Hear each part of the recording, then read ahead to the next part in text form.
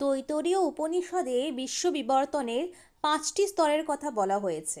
প্রথম স্তরটি হলো অন্নময় কোষ। অন্নময় কোষ হচ্ছে নিম্ন স্তরের জলের আবির্ভাব ঘটে কিন্তু অন্নময় কোষে। প্রাণময় কোষে হচ্ছে প্রাণহীন জড়দেহে প্রাণের সঞ্চার হয়। মনোময় কোষে কিন্তু চেতনা জীবের মনের সঞ্চার হয়। বিজ্ঞানময় কোষ কি? এখানে আত্মা বা চেতনার যে কেবল মানুষেরই সম্পদ সেটা কিন্তু আবির্ভাব ঘটে বিজ্ঞানময় কোষে। আনন্দময় কোষ কি? আনন্দময় কোষে কিন্তু বিশ্ব বিবর্তনের 5ম স্তরটা হলো কিন্তু আনন্দময় অভেদ স্তর। এই স্তরে যেমন অন্ধ জৈব প্রবৃত্তির তাড়না থাকে না, তেমনি বিচার বিশ্লেষণমূলক জ্ঞানও থাকে না। থাকে কেবল জগতের বিভিন্নতার অন্তঃসার স্বরূপ সর্বব্যাপক ও সর্বধারক এক ও অদ্বয় ব্রহ্ম। Thank you.